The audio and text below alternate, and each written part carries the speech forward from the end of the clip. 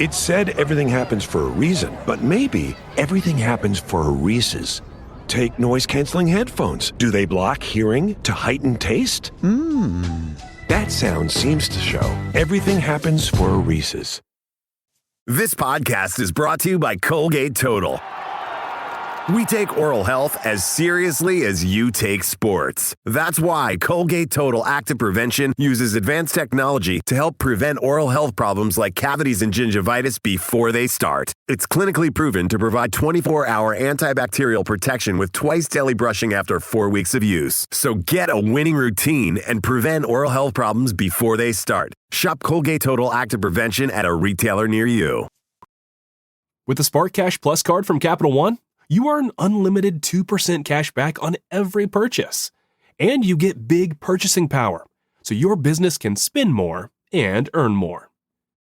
What I respond to is nagging. Please nag the fuck out of me. Tell me to get my lazy ass up and take the goddamn trash out. I like the nagging and I need it because I get caught in my own thoughts and I forget to do things. I'm like, oh, I'll get to that later. I'll go do this. Big procrastination. I'll do it in an hour. I'll do it in 2 hours. It's the Kelce way. And I'm constantly telling Kylie, please, like, just tell me to do these things. And she's like, Jason, I don't want to tell you to do these things. And I'm like, I get that. I'm just letting you know it's not going to get done unless you tell me to do it. Like, okay, yep, you're right. I should go do this. So I am pro-nagging. If you have a spouse that is against nagging, you got a shitty husband. Welcome back to New Heights, ladies and gentlemen, boys and girls, a Wondery show produced by Wave Sports and Entertainment and brought to you by General Mills' favorite cereal brands. All of them wrapped into one. You know which ones they are. They're your favorite. We're your hosts. I'm Travis Kelce and my big brother, Jason Kelce, out of Cleveland Heights, Ohio. Shout out to those Cincinnati Bearcats. We're getting 1 week closer to the Cats taking on the Cornhuskers at Arrowhead, baby. Subscribe on YouTube, Wondery Plus. That's what I'm talking about. Or wherever you get your podcast, and follow the show on all social media at New Heights Show with 1S. Jason, tell the people what we got coming up. We got another amazing episode for United 2%ers. Not a lot of football to talk about right now, but we can talk about some golf because Travis and I were out in Tahoe. That's right, Lake Tahoe, California, the American Century Championship. Well, we're on the Nevada side.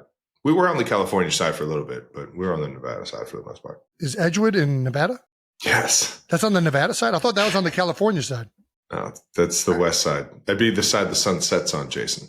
I didn't pay attention to which side the sun was setting on. We're also going to get to another edition of relationship advice from the Heights Hotline. You guys have submitted some requests to, for some reason, have Travis and I talk about what we think a positive relationship looks like. Which we will try and do our best. Hey, and we've got another incredible conversation coming with the one, the only. We've wanted to get him on for so long. We're so happy he's here. Zac Brown. That's right, sir. baby. Little catch fat. One of our favorites. We had a great conversation. We already had it. I don't know if you guys know this. Sometimes anyways, you'll see. We'll change outfits. It'll be fun. But you're not going to want to miss it. He's fucking amazing. Looking very much forward to these shows he's about to put on, as well as the new album. So stay tuned for that. Dude, he's unbelievable. But first, we're going to start with what we always start with. New news. New news. New news is brought to you by General Mills. That's right. Parents of some of our favorite cereal brands. Yeah, let's dive right in.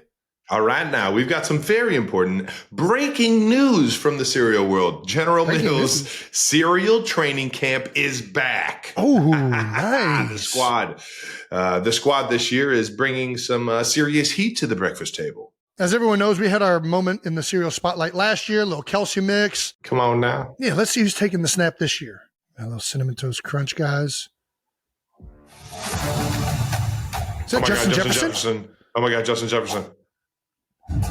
Oh my God. This is some of the greatest wide receivers ever played the game. Who's ready to see some tasty touchdowns? Me. I want to see some tasty touchdowns. Justin Jefferson, Amon-Ra. There we go. It's crunch time. Okay, crunch time. They've pretty much taken the exact Kelce mix, but instead of it being Reese's Puffs, they've gone Honey Nut Cheerios. I mean, It's not a bad mix. Not a bad mix. It's not a bad the Kelce mix. It's not a bad mix, but I mean, come on, have some creativity, it's not the Kelce guys. Mix. It's yeah, not the Kelce mix. mix. Kelce mix, that's a creative mix. This isn't that creative. We got to try it. We got to have this mix versus our mix. I want to have a side-by-side comparison. Should we do that on the pod? I think we should do it on air. I'm in. I'm down. I mean, the commercial is fantastic. Well, yeah, you get 3 of the best receivers in the entire NFL. You're going to have a good commercial. Exactly. Whose was whose? Do we have that information? The word on the street is that Justin is going all in with his own custom combo this year called Jetta's Mix. Jetta's Mix actually has, I think, frosted lemon Cheerios and cinnamon toast crunch strawberry. Well, now I'm very intrigued. Look at that. Oh, look at that box. Oh, that's a really yeah. cool box. With the chain and everything. You already know he's chain swinging. He's icy. This is the coolest cereal box I've ever had, honestly. So there's 2 mixes. Correct. There's 2 mixes, and we should compare them to our mix. It's the only logical thing to do on this show. Yes. You know it. Wait, time out. It's saying here that it's the exact same as ours. No. The difference on this first mix is that it is Lucky Charms, Cinnamon Toast Crunch, and Honey Nut Cheerios. It's absent Reese's Puffs. So it's different. They changed one cereal. All right. But then the Jetta's mix, which is, I mean, these are just new creations. He's gone into a different realm where he's actually being way more creative than us and inventing his own cereals. Frosted lemon Cheerios. I don't think that's ever been a thing, right? Has that ever been like a product that they've ever come out with? Never heard of it. I don't remember it. If it is, I'm sorry, I missed that one. Cinnamon Toast Crunch Strawberry. So you got lemon and strawberry along with cinnamon and frosted. I like strawberry lemonade, so maybe this hits. I mean, I guarantee it's going to be delicious. If they're, I mean, all right. They anyways. did send you guys boxes. They're somewhere in your homes. Okay. Well, we're going to wait because we're going to try all 3 of them on the same show, one at a time, and have our review on which one we like best. We know that Travis will participate in this food challenge, which I am always excited for. Big fan of cereal. I can do cereal all day. Mayonnaise flavored cereal. Kind of sounds delicious. God, that's disgusting. We just invent another Kelce cereal? Mayonnaise cereal? in milk? Mayonnaise and milk. That's what it'd be called. Mayonnaise and milk. Listen, all I know is that it's like a mayonnaise sandwich. What else would you put? Well, like maybe have like some little dried tomatoes in there. And then you're basically just having a mayonnaise and tomato sandwich. Is that supposed to be good? I mean, to a lot of America, I think it is good. All right. Let's get back to this new news. If you guys can't tell, we're excited to try these mixes. I hope you guys are too. Hey, now. That does it for new news, brought to you by General Mills' favorite cereal brands. All right now. And we'll be back to try some of the new creations in a coming episode. Yes, sir. Let's get to out of the house. We were out of the house this last weekend at the American Century Championship in Tahoe, the lake up there in California and Nevada. Splits right down the middle of the lake, the old state line. Is that technically Sierra Nevada? Is that what that is? No, it's Tahoe, Nevada. I think somebody said it was Sierra Nevada. I have no idea. Brandon, is that the Sierra Nevada area? What is Sierra Nevada? You want me to look up the mountain range? This is so funny. We were actually on the California side the majority of the time. I thought we were. The golf course is on the Nevada side. You sure? I'm positive. I'm staring at it right now. So then how the hell were we on the California side? Yes, it's literally the Harrah's and everything is on the California side. No, you got this reversed. No, that's the other way around. Hair's got to be on the correct. Nevada side. I'm telling you right now. I don't need you to tell me. I know for a fact the Harrah's is on the Nevada side. I mean, all right. Okay, here. Okay, we're about to find out. I have a map. Do we want to look at a map? I've been looking at the map stating this. So there's your state lines right there. South Lake Tahoe. You were in California. No, good. It's keep going in there, bud. I'm going. Keep going. What am I looking for? Keep going right there on that state line. You'll see Edgewood. Oh, you're in Nevada. There you go. We got it. We nailed it. And then Harrah's is literally right across the state line. I don't know if this is the most accurate line then, because I'm pretty positive that all those casinos Are you questioning Google Maps? Well, I'm questioning that when we were there, they told us that all of that was there on the Nevada side. Golden Nugget is on the Nevada side. Bally's is on the Nevada side. Harris Casinos is are on on Nevada side. Harris. No, I mean not all of them, but yes, Harris is yes. Okay. Well, yeah, no, I guess you got to be right. That's why they're on the Nevada side, Travis. That's why they're on the Nevada side. That's what I imagined. That's why I was talking to Nevada the entire time. Can you? So I think we you get can. anywhere with this? I think you can gamble. Apparently, we were just in Nevada all week. We weren't in California at all, except for when we went on this lake. I should have just trusted my gut. Oh, the Blues, the water. All right, keep going. We're keeping all of that in. Lake Tahoe is in the Sierra Nevada mountain range. All right. Yeah, okay, back to your original question. Yes, it's part of the mountain range. Oh, the mountains, the Sierra. All right, yeah. I thought the high Sierra Nevada region. Yes. Yes. All right, my bad. Yeah, we were up there at American Century. Shout out to Edgewood. Shout out to everybody at American Century. It's always one of my favorite events. Dude, it's so well run. It is very well run. Shout out to NBC for hosting it and making it the production and how big it is. It's and shout out to everybody that came out. It's always fun to see all the fans and everyone go crazy over, the people that we grew up watching and then, having fun with them ourselves. I got a little update with my caddy, my good friend from my childhood, Patrick Bacon. He was not blue on Friday because he made his weight. He did. The weigh-in was Thursday. As soon as we landed, he looked at me. He's like, "Can we get this over with? I'm starving." So my guy had been cutting weight and making sure he got his weight down so he didn't look like an absolute idiot carrying my bag as the Blue Man Group. Not to say that the Blue Man Groups looks like idiots. They put on a very unbelievable performance and they look great while they did that. But I don't think a caddy in the state of Nevada would look good as a Blue Man Group. Now Bacon, he absolutely killed it as always. And shout out to Bakes for making weight. Another Bake, my guy Baker Mayfield. Oh, had a little clip being interviewed towards the end of the round by Kira Dixon, our good friend at NBC. And here's this clip. The best part about Travis's game is when he gets into an argument with his caddy Bacon. And he was just asking you about what club they should adhere. It should be paid TV to watch them bicker back and forth. Dude, it's so true. I turned to Baker. I was like, dude, this is the best. When Travis is kind of struggling a little bit, him and Bacon just have this like confrontational relationship where they're each shitting at each other. I think we should mic both of you up next year and put that as like a part of New Heights. We'd have to cut the vast majority of it, but the stuff that would make it in would be gold.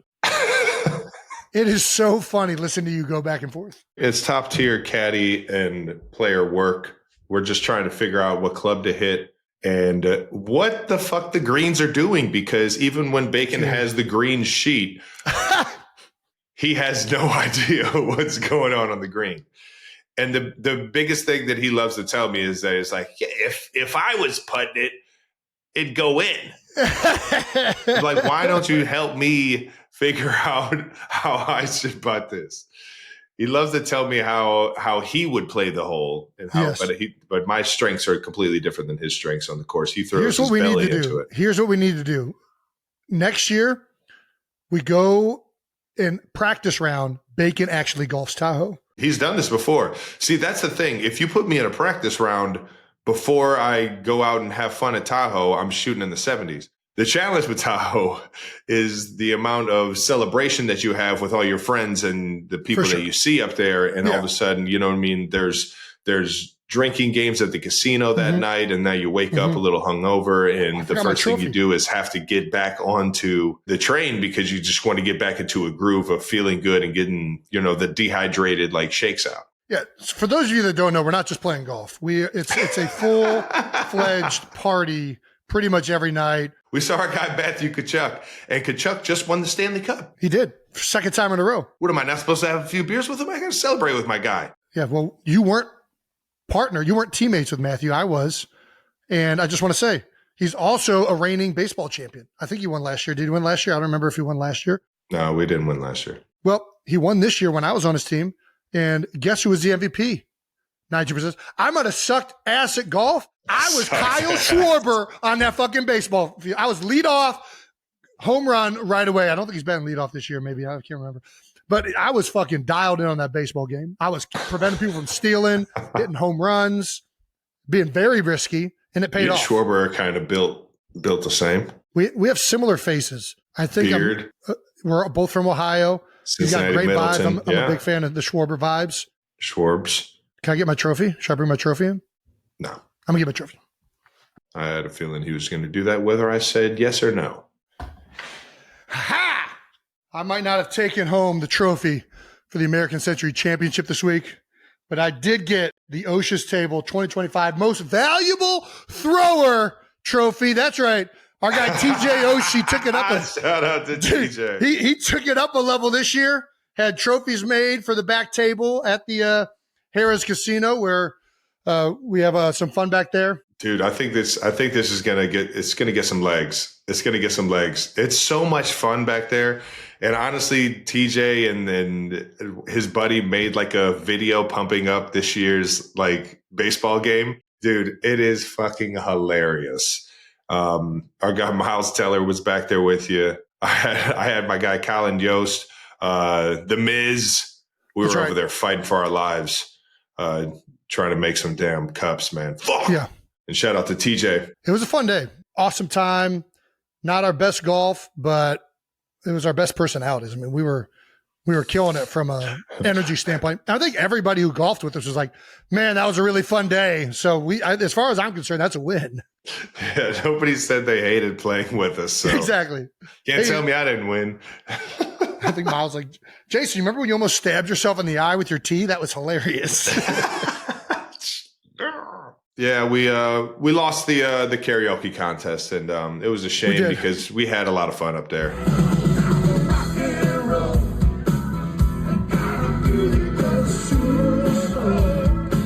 I thought we did good. We kind of screwed up the ending. I thought the band was done. You stayed up there. Either way. Yeah, no, that was on me. Shout out to Jay DeMarcus, everybody that plays live for us. As a bunch of jamokes go up there and do our favorite renditions of our favorite songs. But it was fun. Dad came up to us afterwards like he just saw pumped. Bruce Springsteen. Yeah, Dad was very excited. 80s. The crowd, it felt like was into it. I don't know. The crowd felt like it was into it. So yeah, everybody seemed like they were enjoying it. There's no chance we stood a chance when Ray Romano is doing Lose Yourself by Eminem. I mean, you can't compete with that. How do you compete with that kind of offbeat, authentically bad Eminem rapping? I mean, you but can't. He sent it. But he sent it. Arms are sweaty, these feet dogs are heavy. It's vomit on a sweater already. I'm spaghetti. This is hilarious. So fucking good. But he keeps on getting what he wrote down. The whole crowd goes so loud. Told him to his mouth, the words won't come out. He's choking out. Everybody choking out. The clock's on out. Time's up. Oh, wow. Step back in reality. Oh, no. So proud that he choked. So mad, but he won't. He's on the side. He knows he won't. He knows. It's all back to the road. All right. They're so fucking good. I'd say it's just an epic send. He's good. You just have to. You got to give it to him. It's an epic send. It's unpredictable, unexpected. Yeah. Unexpected, like a motherfucker. He full sent it. So listen. I think Old Time Rock and Roll was great, but that's an unexpected karaoke song. We got to come next year with a more unexpected song. Something that is just like, I can't believe these guys are doing. But we're so versatile, Jason. I don't know if there's anything that's like what would be unexpected that we go up there and like do like an opera. What would be unexpected? I don't know. I mean, do Cisco. What thong song? Thong song probably be unexpected. Probably be, but at the same time, expected. You go, My Neck, My Back by Kia. I would just do, Laffy Taffy would be a good one too. Laffy Taffy. I mean, that's expected for me from people that know me. They know I like that song. Oh my God. All right. We'll figure it out. We'll figure it out next year. Either way, great job, Ray Romano, for killing it, winning the karaoke. Yeah, Ray and his kids, the Romano family killed it, man. Big shout out to Joe Pavelski. Yeah, Joe. Yeah. Joe ran away with a big eagle putt on 18. Absolutely electric. And shout out to Big Wid, Baker Mayfield, and Miles Teller, man. We love you guys. Right. Always a fun round when we get to play 18 with the boys, man. Not my greatest performance. Yeah, no. I think I actually am getting worse at the Tahoe in terms of like my actual number. Jason finished minus 51. It's like Cam Jurgens. I'm a big Cam Jurgens fan. What were you last year? I was minus 51. We were just Were you really? Yeah. I was 2 spots higher because the field got worse, but Jason Kelce played exactly the same. Yeah, not good. But I'm going to put in time. I've been putting time in on Reddit trying to fix my golf swing, and we have a video of that, which I think my swing is better. Reddit isn't where you go for a golf swing, though. That's the thing. But I think my swing got better. Either way, we're also going to be, Jason is also going to be taking lessons. And I'm going to come back. I really think I'm going to be in the positive next year. How much do you want to bet right now? Next year, I'm in the positive at American Century. I bet you. Do you want to bet? The same bet I just hit bacon with. What was the bet? If I don't do it, I have to do a show in painted in blue. Yeah. Okay. What happens? And if I win, it's how much money? I don't like winning money. Don't do money. Money's no fun. What do I get if I win? Then you have to do the show in blue. Oh fuck! I'm so in. You're getting in the positive. I cannot wait. You're not. I'm going to be playing it all safe, just playing bogey golf, and I'm going to be in the positive. I'm going to be sending you Blue Man Group photos all summer, all winter for an entire year. I am so fucking just to in on remind this. you. I cannot wait to be in the positive next year. I fucking can't wait. A 50-point swing, a 52-point swing. I'm not even worried about it because I see the shots I hit. I see the shots I hit, and then I see these other Jamos hit balls. I fucking know that I am better than these guys if I just try. And I'm going to fucking put the work in. I have nothing else to do, Travis. This is not my life. Okay, you're still playing football. There are other things for you to worry about. I have nothing else going on. I have unlimited time to get better at this sport. I am going to be positive, and I fucking can't wait. There's no way. I can't fucking wait. This will be the greatest swing of golf. It's going to be like my swing of GPA when Brian Kelly. So one year at Cincinnati, I realized this probably shouldn't say this, but I realized I was probably never going to go into the corporate world. And I had this thing in my head where I was like, I'm either going to go play in the NFL or I'm going to become a coach. So these classes are kind of useless. Like I don't know what I'm going to marketing classes for. I'm not going to go work in the marketing field. So I just stopped going to class and I failed a bunch of classes. And for a quarter at Cincinnati, I had I think it was a 0.6 GPA. They told me, Jason, they said, Jason, it's really nice. You won't be able to play football this year if you don't get this thing back into the positive. You'll be ineligible to play football. And that's when Brian Kelly at the next reporting of the end of the semester or the end of that quarter, he said, and in the biggest improvement in GPA that I've ever seen, Jason Kelce went from a 0.6 to Dean's List. I got a 3.8. Nice. Because then I started going to class again because I was like, oh yeah, I probably still need to play football. This would be the second biggest comeback of my life if we can get into the positive next year. And I think it's going to happen. I say we just bring New Heights to Tahoe and just get a houseboat, have some fun reporting, maybe grab some guests while we're out there. Don't try and set up all this shit to distract me from being in the positive. I already know what you're fucking trying to do. I'm just saying. I think it'd be fun. I'm going in bed. I'm going to be in bed by 10 p.m. Actually, I'm not because I'm still going to go to Ocean's Table because I got to repeat as the MVP ultimate thrower. I'm going to win most valuable thrower again, and I'm going to be in the positive.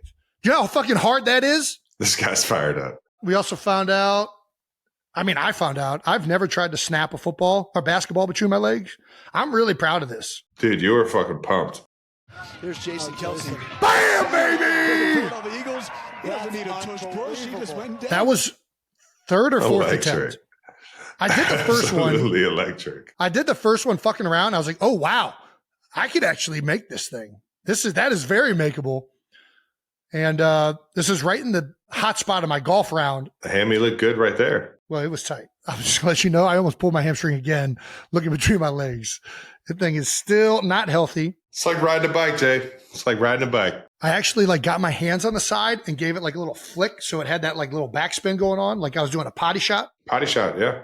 We were talking about that with Will Chamberlain. That's right. All righty. Trav, you also made some buckets. There's clips of you shooting lefty. see these. Yeah, the right-handed jump shot isn't as smooth anymore. I got the labrum.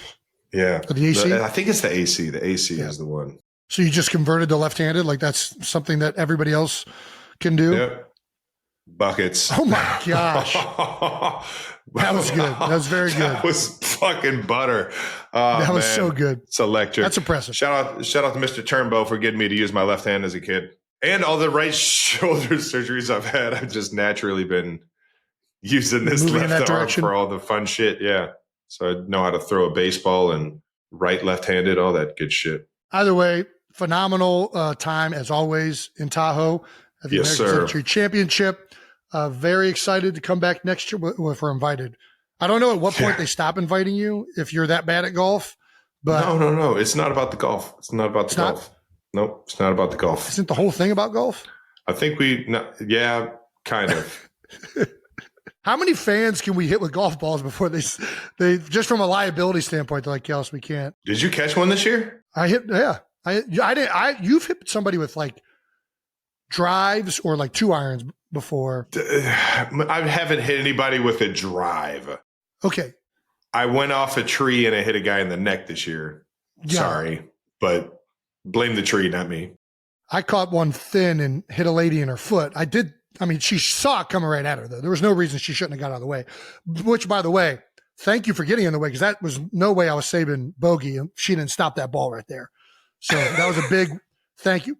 To anybody who's at the American Century Classic, if you think you can take it, if you're at bat and you think a walk, like getting guaranteed first base, especially you just kind of sit there and you just let the ball hit you, right? Yeah, you get a free pick. If you think it's coming in with a relatively low speed, you think you could take it someplace outside of the head and be okay, do the Celebrities a solid. Just take it and let the ball be closer to the field. Because otherwise hitting in the trees are hard. So I'll take one for the team. If I'm there, I'd stick my ass out and let one of those balls hit me. I mean, you get a pick. Well, that too, yeah. I don't know if that's worth it, but maybe it is. Yeah. See you guys next year. Hopefully. Yeah. Thank you. Thank you to everybody up there. And that does it for Out of the House. Let's do some Heights Hotline. Yeah. Very in on that. Heights Hotline is brought to you by Audible. Nice. That's right. If you're sick of reading, just listen. All right. Let's pick our favorites from this list. We got Can girls propose, dating apps, first date ideas, getting a partner to do chores. I like that one. I like that one. Let's do 4. 4. God, I like that one. This is like the worst one for me to do possible. All right, good. God damn it. Do your fucking chores, Jason. Hi, Jets, Jake, and intern Brandon. Also, Travis and Jason. Awesome. Okay. Parenting advice question I have for you guys. Ultimate parenting question, I actually think, is how do you gentle parent your partner and or husband, spouse, whatever, into doing chores in a respectful way? Like, what motivates you? How has your wife and or significant other gotten you to do something without nagging? Yeah. My name is Audra. I am 30 from Washington. Would love to hear how you guys have handled that. All right. Fly Eagles fly. Let's go. From Washington. Yeah, there we go. I'll say this. I think that what I respond to really well is nagging. Please nag the fuck out of me. Tell me to get my lazy ass up and take the goddamn trash out. I don't if you tell me to take the trash out, I'm not going to be like, oh, I can't believe she's telling me to take the trash out. I'm like, yeah, you're right. I suppose I should be doing that. Okay, I'm sorry. I like the nagging and I need it because I get caught in my own thoughts and I forget to do things. I'm like, oh, I'll get to that later. I'll go do this. I'll do it in an hour. I'll do it in 2 hours. It's the Kelce way. We think a lot about shit that kind of doesn't really matter, but in our mind, we wander. We wander into possibilities. And I'm constantly telling Kylie, please, just tell me to do these things. And she's like, Jason, I don't want to tell you to do these things. And I'm like, I get that. I'm just letting you know it's not going to get done unless you tell me to do it. Like, if you're like, Jason, I got a bunch of trash bags. Can you please take them out? I'll take the trash out and I will have zero, I can't believe she's making me do this. I'll be like, okay, yep, you're right. I should go do this. So I am pro-nagging. I think nagging is a great thing to do. If you have a spouse that is against nagging of things that he should be doing, you got a shitty husband. I don't know what you want me to say. Like if he's already had things that he's supposed to be doing and he's not doing them, he's the issue here, not you tell him to do his fucking job. I like coaching. I've been coached my whole life. I want people to tell me. Otherwise, I need that. I need that coaching. I should be better. We're coachable guys. I acknowledge Jason should understand when there's full trash bags on the fucking kitchen floor that I'm supposed to pick them up and take them outside. But sometimes Jason says, I'll get to that later. I'll get that in a couple minutes. Because which is not right. If you have a spouse that is, grew up on sports, a big believer in being coached. Yeah. Just get a whistle. Get a whistle, snap him out of his fucking his thought process. Not gonna lie, I kind of like this idea. I've not incorporated Everybody this. knows a whistle in like somewhere like a house is like an alarming thing. Like, what the fuck is this? It's like, yo, trash. Yeah. I told you about 3 times, son. Get your ass over there and get the trash. Yeah, and a lot of times it's just the first time. Like, if you just tell me it's there, that's the cue to me of like, okay, Jason, do your fucking job. Take this goddamn trash out. Yeah. That's not your job as the spouse at all. Get a whistle. I wouldn't be worried about being nagging. Now, if you're nagging about things that you shouldn't be nagging about, then yeah, that could probably get a little annoying to the husband. But if this is things that he should, or boyfriend or whoever you got going on, or girlfriend, I don't know what your situation is, lady. But I think that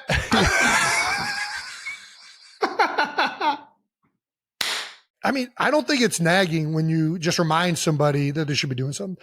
I say this though, I have never ever, and I will never ever tell Kylie to do something around the house because it's like, I don't know, she does enough. So it's like, yeah, if something doesn't get done, it's like, yeah, well, I should be helping out on this. Tell me what I can do because I am worthless unless you tell me that.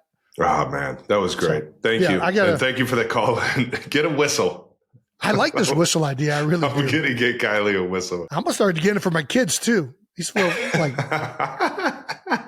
the girls will just use it as a toy. They'll be like, "Oh, nice. We are allowed to make obnoxious noises in the house." That's I will no. I'll shut that down real quick too. But they're so bad, like ADHD, right? Our whole like the way TV is set up, games, all this stuff. It's set up to like these kids are on like crack 9 times, like all day. They're just like boom, boom, boom. They're eating sugar all day. You know how many times I have to tell them? When I'm talking to them, look at me, and they'll look at me for a second, and I'll start talking to them. They'll start to avert their eyes. And I'm like, right here, look right here. Do not look away. I am fucking talking to you. Stop it. Stop this right now. Dude, if these little shits, I don't know. I don't know what kind of medication they're giving these kids today. I'm giving them the Ed Kelce medication. Look at my goddamn eyes when I'm talking to you. Boom, lock in, bow. Stop hitting your sister. You hear me? You do it again, you're going on the stairs. All right? Where are we at? I don't know where we went with that one. Gold. Thank you for that. That does it for Heights Hotline, brought to you by Audible. And let's get to our convo with the man, the myth, the legend, Zac Brown, baby. Yeah, baby.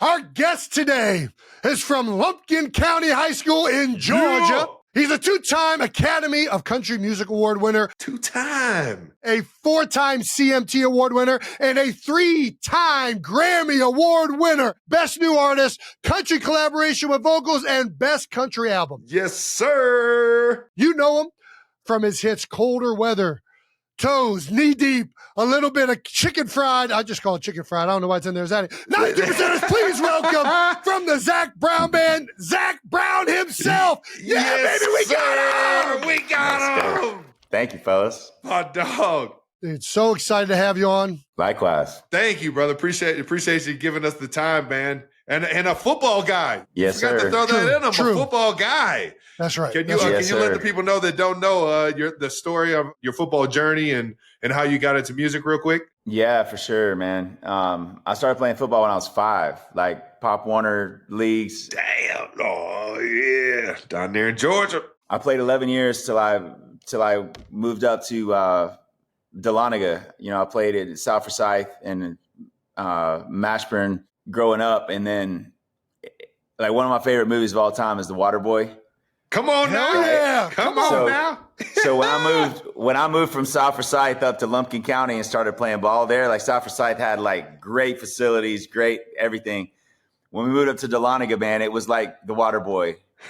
It was like there's no grass on the field. Like you're running in dirt, clay, dirt devils, like running laps. Oh gosh. And so I only did that for a couple years in that kind of scenario. But, as far as music goes, man, music was my first love. I was like 2-3 years old, like hearing jingles on TV, singing along with everything. I was the kid that everybody was like, my brothers were like, shut up, stop singing, And then I started playing guitar when I was about 7, and I carried my guitar every day at school with me, every day to football practice.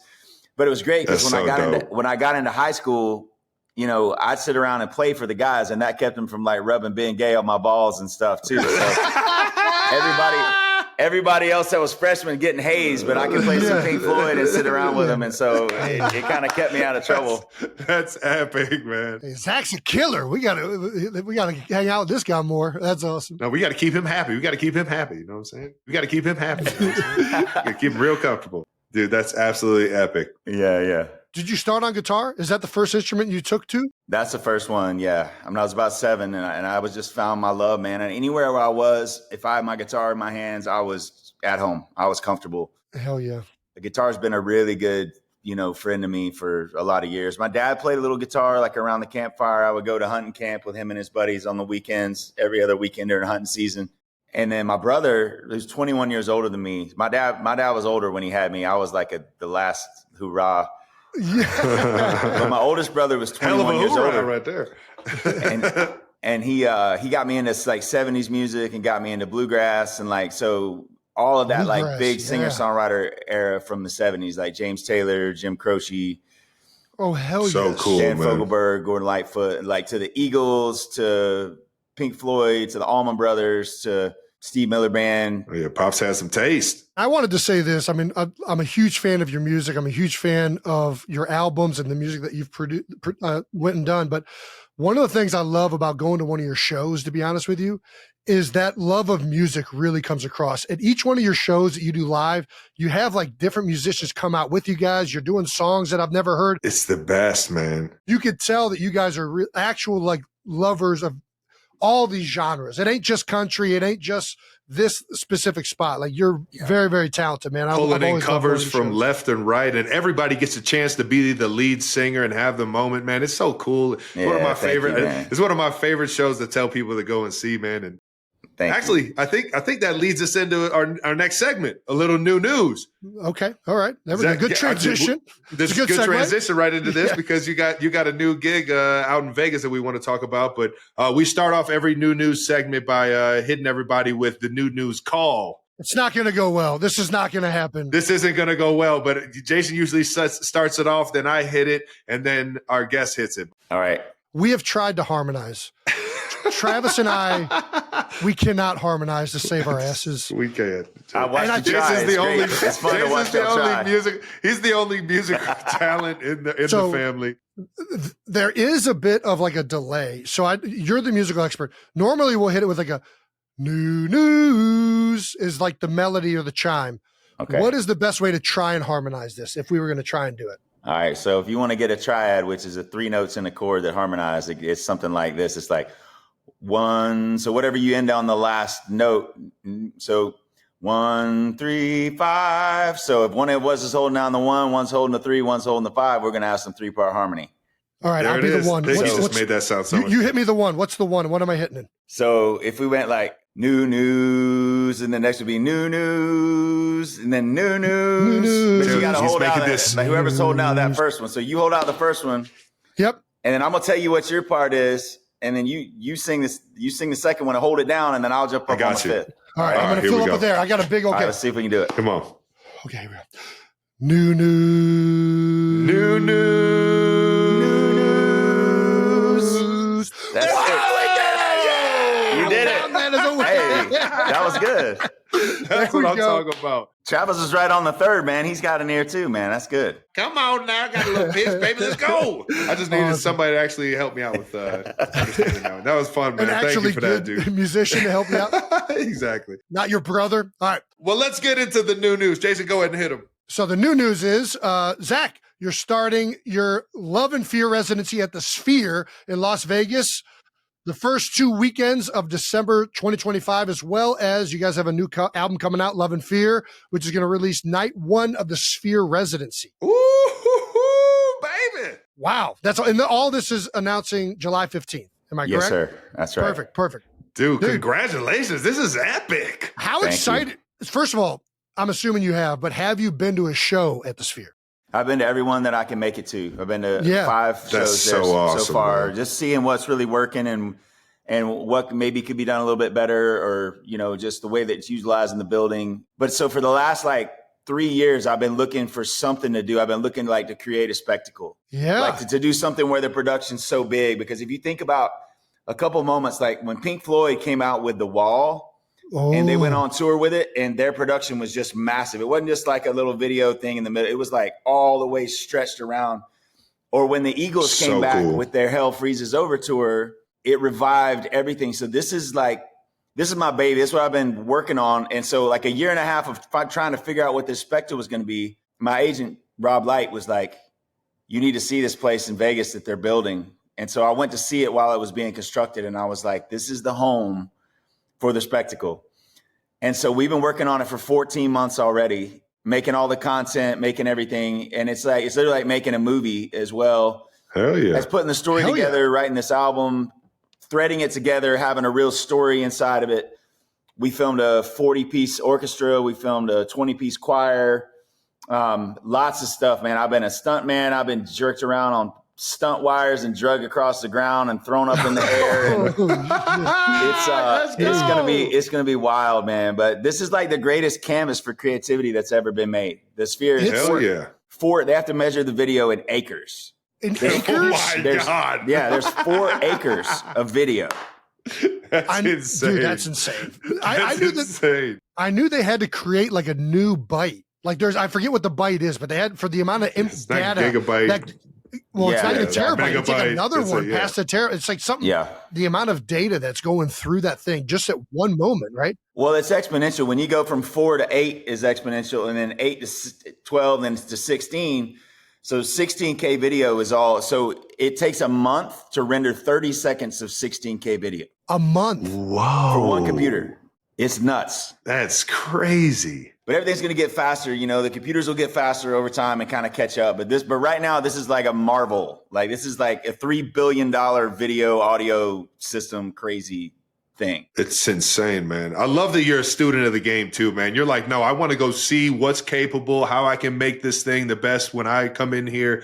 That's how you know it's going to be an amazing show, not just because of your catalog and how amazing your music already is, but I can tell right now how excited you're getting that this is going to be a masterpiece, man. This is my baby, man. A lot of people that might know our songs on the radio, our band is a hard one to understand until you see it live. So y'all have seen it. So we love the curveballs. We love throwing things in that nobody would ever expect. And then over the years, we've done some really cool stuff with costuming and black lights and huge inflatable things and things like that. But this is our first masterpiece. It's our first time to really lay our nuts out there and it's all self-funded. So we had to pay for making everything completely ourselves, renting the venue, and be off of touring because you have to. The contract means you can't tour. So it's you're missing the whole year of touring. So I did a little spring tour, which is in smaller markets, like in Maine and New Hampshire and around everywhere. But we're staying out of major markets. When this gets announced, I pulled every favorite from every human that I know that's a part of a company or part of everything. Hey, we need some help. So I'm hoping everything comes together. We got a new song with Snoop. Oh, let's go. That's on this album, and that's getting ready. That'll be released too. Oh, I can't wait to hear it, man. Yeah, it's called Let It Run, and that's going to be awesome. July 20th, we're filming the music video for that one. And then I got a song with Dolly on this album. Hell yeah, Are you baby. kidding me? Yes. She murdered it, man. I sent her the song. Let's go. And I was like, I just want you to sing whatever you feel like. And I sent her several songs. And she was like, this is the one. This is the one that I want. She said, don't you give that song to anybody else, honey. We got us a big hit here. Yes. So good. But I got back, the stem of her vocals, of her singing on it, man. And it was just like chill bumps down to my toenails, man. She That's just awesome, man. absolutely murdered it. So there's some great surprises on this record. I'm super proud of it. I produced this album myself. Hell yeah, man. And it's, we're doing all independent. So there's no labels. It's just all betting on ourselves this year and just pulling every favor. So I appreciate you guys letting me talk about it, on New Heights. Are you kidding me? Are you kidding me, man? It's a fucking honor, dude. This is awesome, man. I cannot wait to go check this out. I tell dude, everybody. I'm keeping it in the holster. I haven't gone to the Sphere yet, dude. I'm fine. This is my first experience, dude. And Travis knows this because I saw U2 when Trav played in Vegas, the Super Bowl. And this is when it had just started. And I'm like, dude, the opportunities with this place are wild. Like the visuals and the way they kind of did it, like the first half of the show was very it's like a lot of patterny things and it's kind of very trippy. And then the second half of the show, it's very scenic. And then it feels like you're outside. So it's nuts. Like at one point I remember just looking around and like, dude, it feels like we're at an outdoor venue and we're inside. Like that's how crazy the technology is. And I can't wait to see what you guys do with that thing. That's going to be awesome, man. Cooking it Congratulations. up. How many shows? How many shows is this Residency? Do you know? Well, we're going up for sale with 4, and as those sell out, we'll be adding more. So nice, man. Depending on how everything goes, hopefully we'll be able to come back later next year and do another batch up and do another round because they got some big releases and stuff coming up that are coming in February. But it'll be December and January. Man, I'm so excited. It's a lot though, from like crazy wardrobe to the choreography to where we're moving to how we're interacting with the screens. There'll be parts where we're actually able to if I can literally lift my hand up and take and move a giant wave up behind me on the screen to what? It's wild. Yeah. Dude, this is insane, man. Trav, wait till you check this place out. That venue, there's nothing like that thing in the world. I think they're building another one like in London or something like that. Yeah, they're talking about London and Dubai, a couple other spots, man, but it's nuts, man. And dude, you want to talk about toes in the water, ass in the sand. You're going to legitimately be freaking in that. I don't know what you got planned, but it's going to be epic. Yeah, man. That's awesome. It's going to be great. Yeah. We're stoked to have you guys. Congrats on it, brother. I can't wait to fucking get out there and see you do your thing and see the masterpiece you put together. Yes, sir. So you started your music career. You were playing bars, or how'd your music career jump off? Yeah, so I started playing at coffee houses when I was 14. So I was playing, cool. because you couldn't really be, playing in bars and stuff when you're that young. So I started playing in coffee houses, but I was in choir since first grade. So music programs in schools is a big deal, man, because that's really where it was 100%. Reinforced for me, learning harmony, learning vocal arrangements and stuff started when I was in first grade. And then as I got up in high school, I was playing coffee shops and a couple of different buddies of mine, Kurt Thomas, I was playing with him, and my buddy Radford Wyndham that I went to high school with. And then as soon as I graduated from high school, I went straight to West Georgia.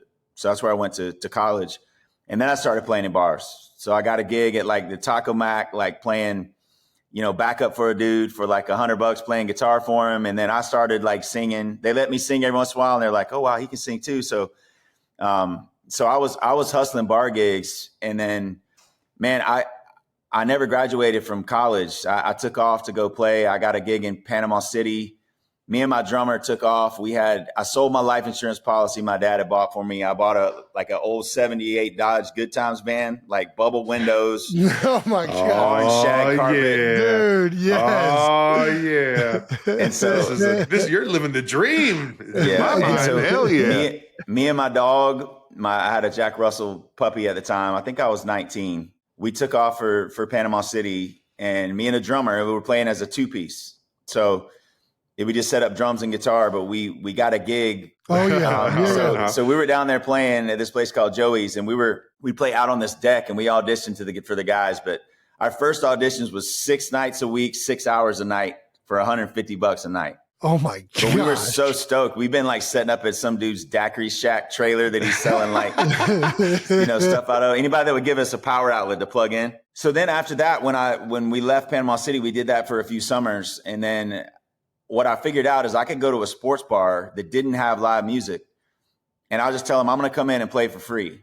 and let us and let us have the door. Once we start bringing people in, then let us just take. So it didn't cost them anything. So like you're betting on yourself. You're like, we know that we're going to get people in here. Yeah, we created our own business model, because if you go try to get a gig somewhere where people already do, like in Nashville, you can make, I mean, $100 a night is a decent gig in Nashville. Hell yeah. But we would go to these sports bars and we play there every week. So after a couple months, we'd have like 200 or 300 people coming in on a Wednesday night, like college towns.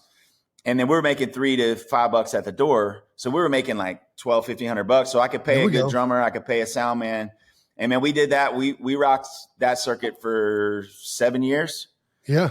Playing like 3 nights in Panama City, 2 nights in Birmingham, 2 nights in around Atlanta. And we did that for like 10 years, man. So 10 years of grinding 5-6 nights a week. And I was playing anything I could play, anybody people would pay me for, like a bar mitzvah or a birthday party or whatever it was, man.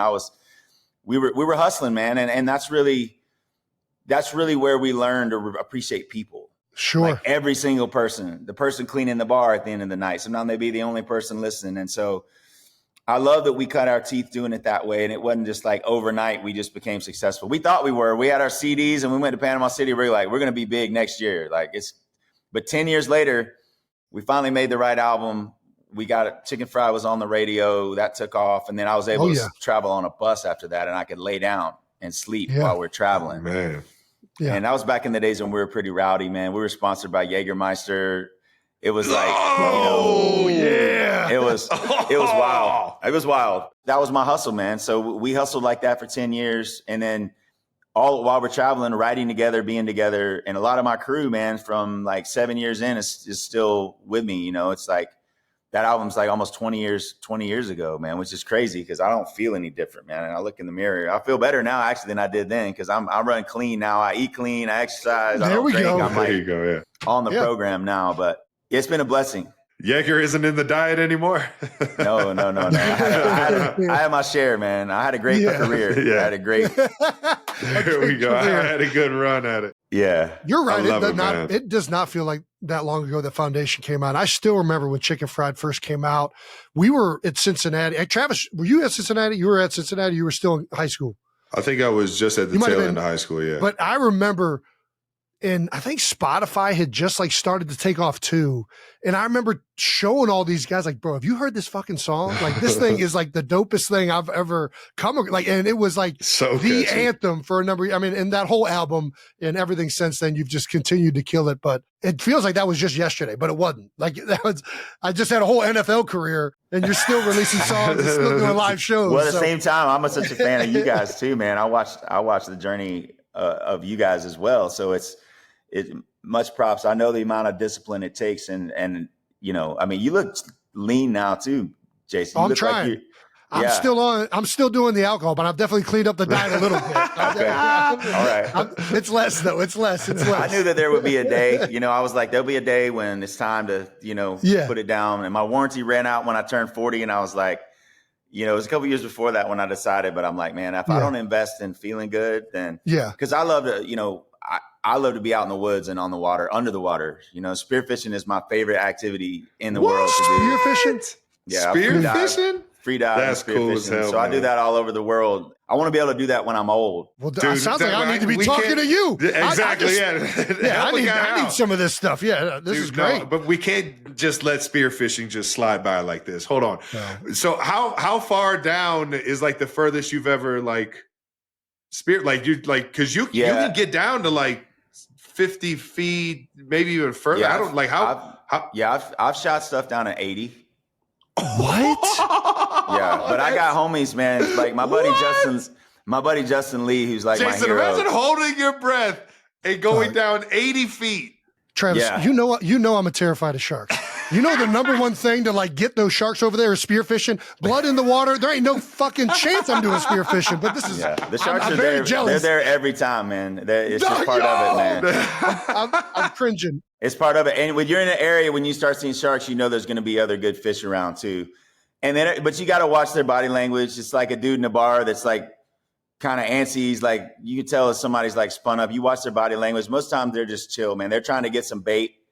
You know, I don't spearfish where there's great whites very often, where there's like things that are used to eating things our size. So most of like the Caribbean and the Gulf, Mexico, like most places that we go, and even in Hawaii, you know, they're not eating sea lions and seals because that's what you look like in a black wetsuit. So a great white would be a thing, but you also have a weapon. So if they keep coming around and they have a body language that you don't like, then you just you go down, you poke them in the nose.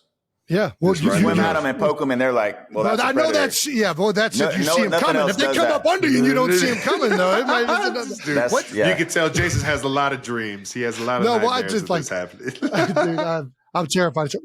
I'm very jealous though. That's so badass though. 80 feet. Yeah, I don't have a lot of bottom time once I get down, but like my buddy Justin Lee, who's my hero doing it, he can free dive 200 feet down and hunt something. Free dive. Oh my gosh. It takes him a full minute to swim back up 200 feet. So he's got like his timer on his watch. And so I go with guys that are, you know, he can hold his breath like 7.5 minutes. 7.5 minutes? Yeah. So he goes down, chills for like 5 minutes and then comes back up? He can go down. Well, when you're exercising, it's a little bit different, but I think he can easily get like 4 minutes of bottom time, no problem.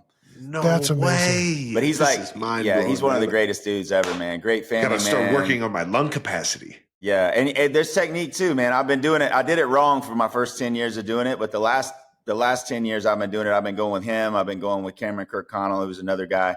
But these guys are legends, man. They hold a bunch of world records. So dope. But going with them has been a whole like life-changing thing. But dude, it is an avatar world under there, and there's no telling. Every time you go, you see something that you've never seen before. Aliens, dude.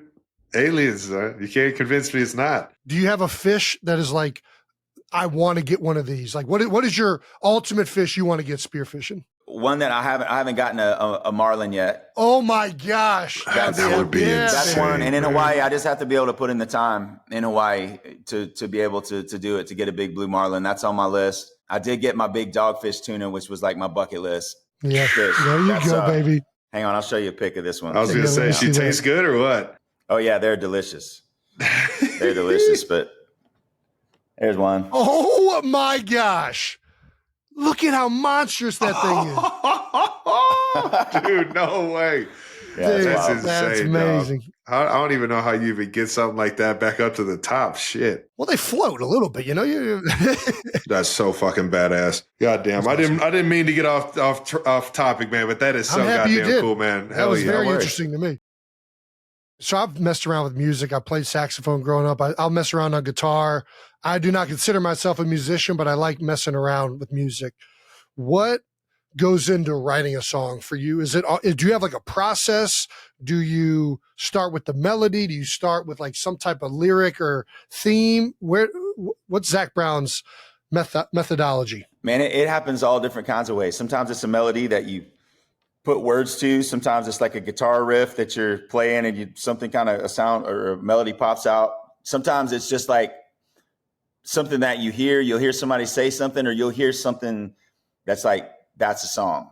And so that can happen in the middle of the night. Like I can literally wake up from a dream and you got to write it down like right then. You might not work on it then, but just capturing it. And then for me, it's like really not settling for anything, because I can hear on the radio, there's lots of songs that you can tell they wrote that because it rhymed. Sure. And you really don't want to mail it in. So I have songs like Goodbye in Our Eyes is one of my songs. It took 11 years to find the right bridge for that song. So I knew it was good, but I didn't want to just throw something in there to get it done. Because it rhymed. Yeah, but some songs you'll write in an hour. Like it happens quick. It just like happens right there. It happens fast. But the deeper like philosophical songs and really trying to put the poetry into it to make it poetic, there's lots of different ways to say something. And I love the collaboration of writing with people that are really talented too, and where there's no ego involved, where when the right idea pops up, whoever said it, it doesn't really matter who said it. It's you both can agree, like, that's the one. That's the one we've been missing. And I used to be able to test them out live. You know, I'd play at a bar full of people and I'd play a song and you could tell by how they reacted. But these days, because everybody's filming everything. So yeah, if you play a shitty version of the song that you just wrote, the first time you play it, it's on YouTube and then it's out there. Like that song is released, you know? Yeah. So you have to sit on them. So like right now, sitting on all these babies that I made for this new album for Love and Fear. We released the first one a couple of weeks ago. I ain't worried about it as the new one, new jam. And then the one with Snoop's coming out next is called Let It Run. My kids are older. They're playing music now too. I'm sitting and playing guitar with my kids, and that's awesome. It's fun. I got 5 kids too, so half the time I'm just there, like I'm their house bitch, and I love it. I'm taking them everywhere, going to their games, going to their events, doing their things. Dude, like sounds like a great dad, man. That's half my life. So that's priority one. And then after that is like being creative, obviously connecting with my band, writing songs. And then the rest is adventuring, being in the mountains or under the water and exploring. But I've been so blessed to do what I love to do, man. I know you guys have to feel the same way. Dude, like, you know it, absolutely. Man. You know it. It's a wonderful country, man. You've gotten to work with a lot of artists. I mean, just to name a few, we got some here. James Taylor, Blake Shelton, Avicii, Alan Jackson, Kenny Chesney, Jimmy Buffett, R.I.P., the legend. Who is like one of your favorite artists that you've collabed with, or one of your favorite collabs that you would love to do again? Or all of those are so weird because I was such a people that I was a big fan of their music.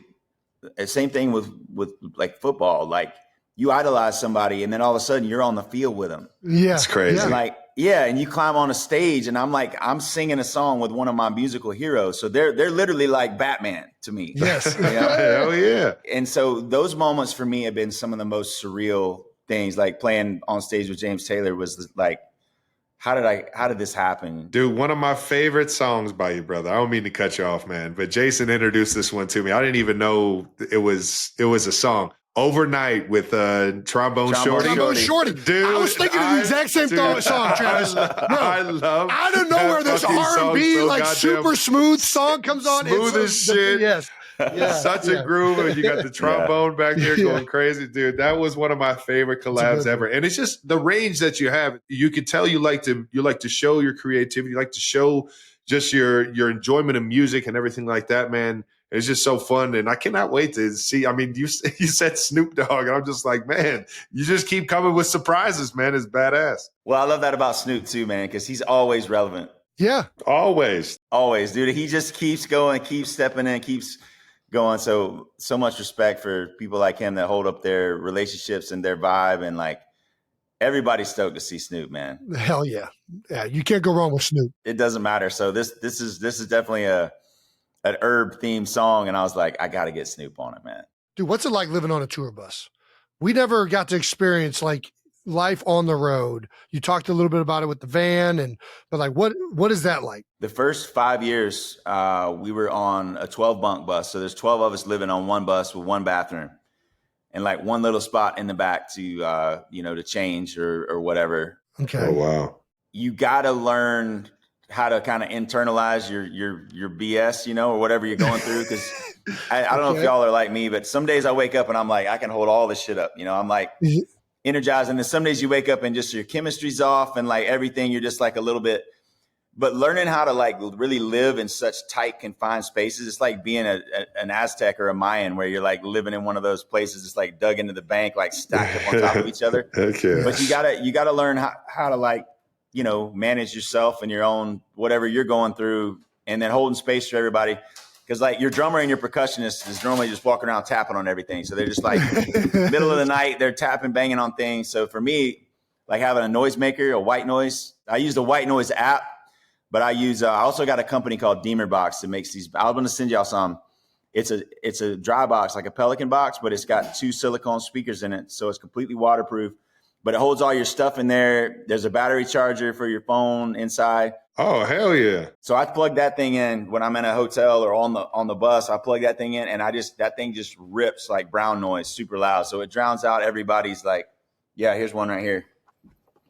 Oh, hell yeah. That's all you need right there. Yeah. So that's all you need. Like when I'm traveling or whatever, all your gear goes in here. I'm about to say that thing keeps some beers cold or what, dude? So anyway, that's part of it. Having the white noise and being able to drown everybody out is a big part of being able to sleep. Or if you're in a hotel and there's Ferraris going by, if you're in LA or, construction or whatever it is. But the culture, man, it's all led from the top, man. You can't buy culture and momentum, and you got to create it and you got to lead it from the top. And the people that I travel with and the people in my band are unbelievable human beings first, and then they're incredibly talented. So you have to really learn how to like support each other, and how to, if you're having a rough day, to kind of, squash it a little bit, because there's a lot of emotions in 12 people in one bus. And then there's 12 of those, you know. There's 12 buses, of those. yeah. Yeah. You mentioned playing with like your heroes. My first guy I ever snapped the ball to was Michael Vick. And that was like a moment when I got to the NFL, like, dude, I can't believe I'm freaking playing with freaking Michael Vick. Like, what the heck is going on right now? I'm snapping the ball to this dude. So yeah.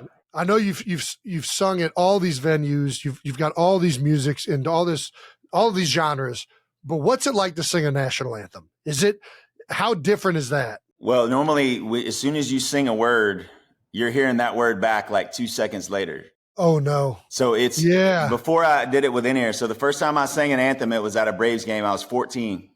Oh no. 14? Oh man. I was 14. That's crazy. In high school. And me and my buddy Radford used to sing together. I would sing the bass harmony, and then he would sing the lead. And as soon as you sing a word, you're hearing the next word back to you that you just sang. And so it's hard from that standpoint. There's a lot of echo. But once you kind of get past that, so now I have my in-ear monitors in. So now that blocks out a lot of the wash. So, but man, I like singing it just kind of OG, man. I like just singing it up high enough where you can, get up on the high notes, but not really like changing it a whole lot. Yeah.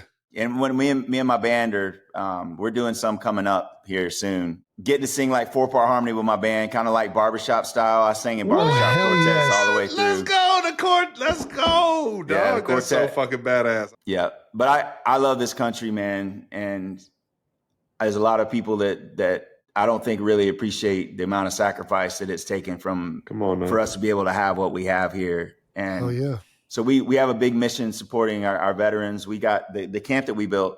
It's actually right over there. We do 34 weeks of veteran programs throughout the year, and working with such incredible people, man, people that have real servants' hearts and do whatever they're told so that we can keep our freedom and be able to pursue our dreams and live the American dream. Like, we owe a lot to them. So yeah, that's something, every night we get a soldier to come up on stage when we do Chicken Fried and come out and do a salute and just remind everybody, what a blessing it is. Got it pretty good. All right. We got our last segment. We got to ask. You don't have to answer these. You can tell us to, fuck off if you want. Yeah. Yeah. All right. Here we go. Is it true that you have 11 siblings? Is this accurate? You said you were the youngest. Yeah. Well, growing up, I had 4 stepsisters. I had 2 stepsisters from my dad's side, 2 stepsisters from my mom's side. I have 2 half brothers, 2 half sisters. And then from the time I was 3 years old, I've had brother-in-laws and sister-in-laws that have been like parents to me. Like my brother David, he's actually my brother-in-law, but since I was 3 years old, he taught me how to ride a bike. He co-signed with me to get my first truck and trailer, like first loan that I ever had. He's been a dad to me. I've been adopted and taken in by a lot of people over the years, by a lot of different people. And so I don't have any that are full mom, full dad. So I'm the only one for my mom and my dad, but I grew up in the middle of all of them. So it's 7 sisters and now I got 4 girls. I got four daughters. Hey, I'm right there with you, Zach. Yeah, baby. And the son, I got the son last. He's 11, but my girls are 14, 15, 17, 18. We're in a similar spread right now, but we got 5, 4, 2, and we just got a newborn. I've been there, man. I've been there. The change table, dude. The change table is still sitting right there, bro. There you go. There we go. It's still out. It's still out 18 years later, man. 18 years later.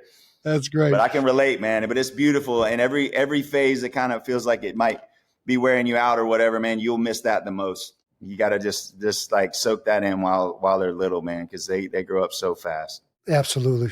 I appreciate it. Yeah, man, we were just on the beach today. It was it's a trip, man. But yeah, I'm definitely looking forward to being out of diapers. There's no question about that. Diapers and brushing their teeth every night, like wrestling them down and brushing their teeth. Yeah.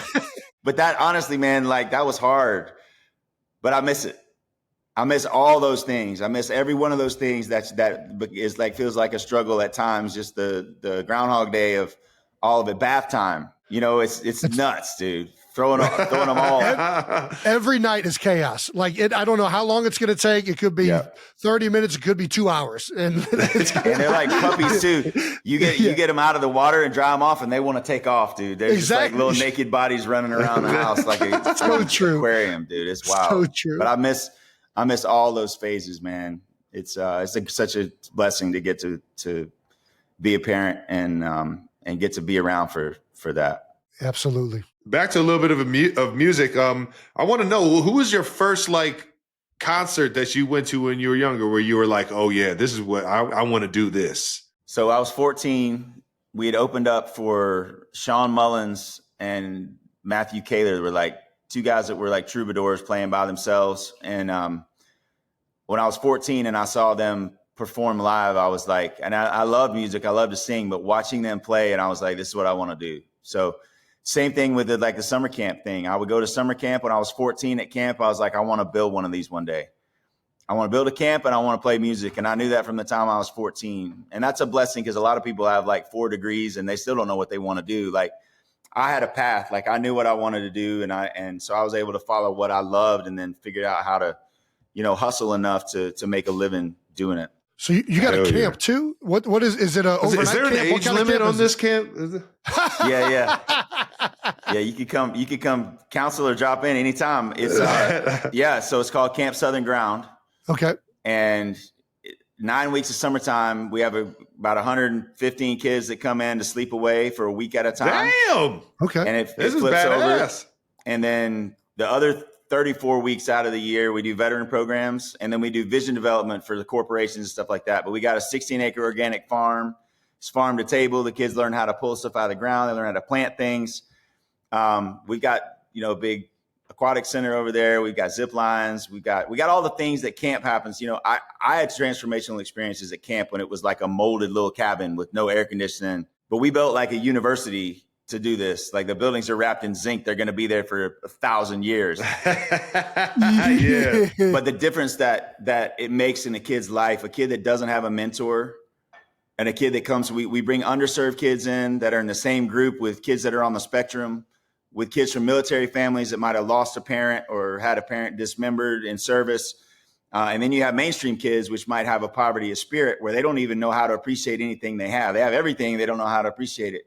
So you mash them all together in one group and you help them through a week of like learning how to rely on each other and learning to be like an advocate for each other. Hell yeah. And it changes lives. And that's what I experienced as a kid. That's what we experienced too, man. I hear everything you're saying. I'm just like, man, you're doing it right, brother. It's giving me flashbacks. Hell yeah. And we remember those camps and all the different like social, economic, and like racial, like the melting pot that we grew up in, and getting to experience everybody for who they are and their culture, man, is the best. We had a Camp R was our overnight camp growing up. Camp R, shout out to Camp R. Dude, you want to talk about no AC in the middle of the summer. Moldy ass cabins. Hell yeah, baby. I had fucking mice and roaches running across my chest at night, baby. You already had the stories and the memories that you get. It was awesome. It just throw you in the woods with a bunch of high school and college kids, like looking as your chaperones, man, is the best. I know. Yeah. It's so fun.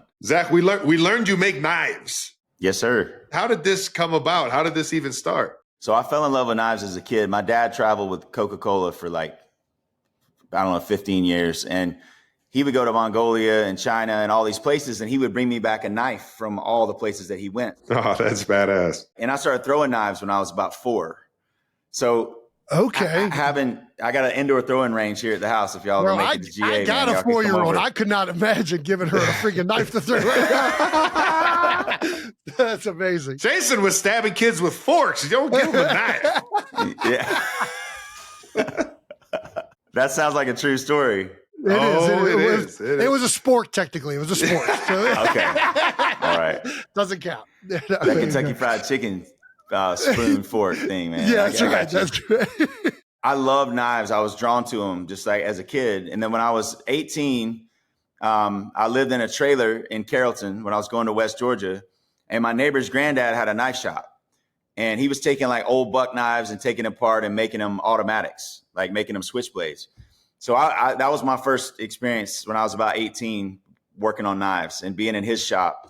And then after that, I just became friends with a bunch of other knife makers. And then so now I've got a shop here at my house where I make Damascus and I forge. And dude, you are. Oh, dude, that is so I want to awesome, hang out man. with you so bad. I can't even describe it. Like, you're in GA. Come on down. Come on now. I didn't know nothing about bladesmithing, knife making, sword making, any of it.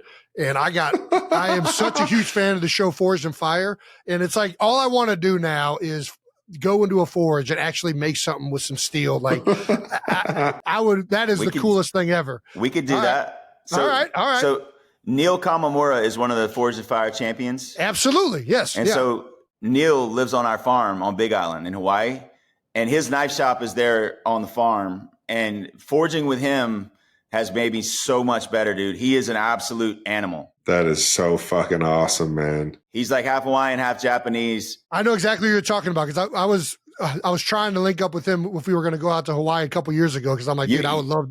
You be staying in my place, man. You go really? Do it. Absolutely. Okay. All right. Yeah, Neil manages the farm and his family lives there, man. But just salt of the earth people, man. The people we have in Hawaii are just so sweet. Oh, you already Justin know. Lee, the guy that spearfishes, man.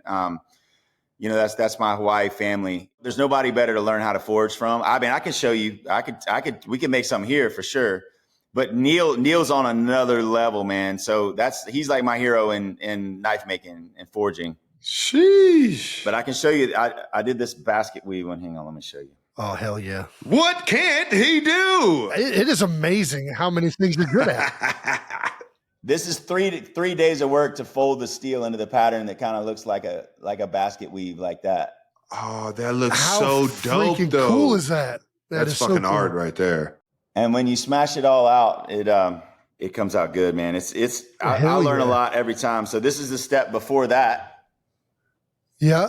And then you weld all that together, and then you forge it together, and then you draw it out, and then you slice it, and that's what makes those little tiles. And so making mosaic is like an art, man. And there's a guy, Mareko Mamasi, that I've learned a lot from. That guy is such a wizard at making Damascus. Sounds like you're the wizard, man. My wintertime program, man, be able to go out and get in the shop. And it's also cool because anytime I need to make something, man, you know, you got some rebar, you can make about anything that you need. That's fucking dope. Yeah, just freaking melt it down. As long as it's hardenable steel, you get it done. That's awesome, brother. Yeah, for sure. Quick question for you before we wrap with your brother. We ask everybody what their welcome to the NFL, to the music world, to the movies. What was your welcome to the music industry moment?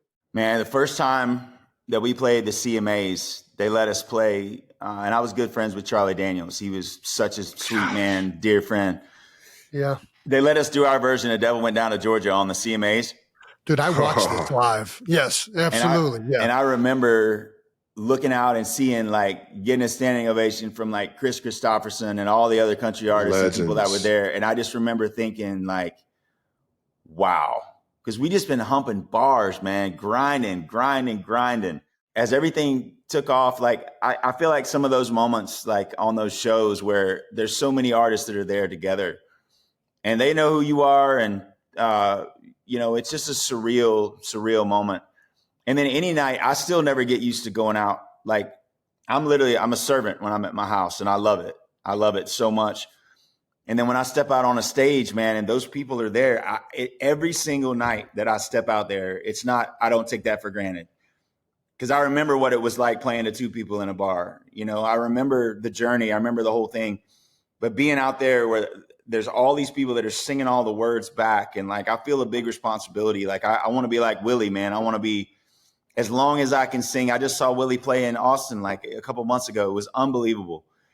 But just to, like, you know, I think the music gives us, like, this life force. And if we can help somebody in one night to just have something they can put in their pocket for a rainy day, or to help to make music that helps people get through things, like, it's such an honor to get to do that, man.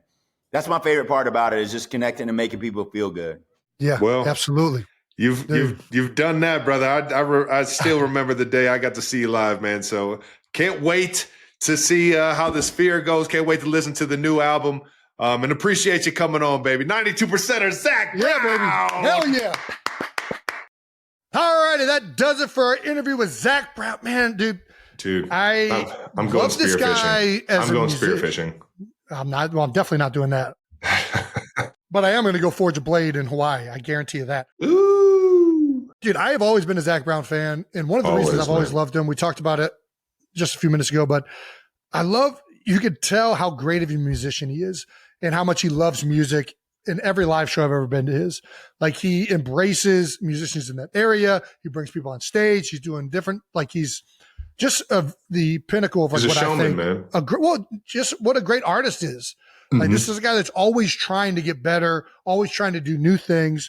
I'm very excited to see what he's doing over here at the Sphere. Cannot wait, man. Dude, he's got all these other things going on too. Spearfishing.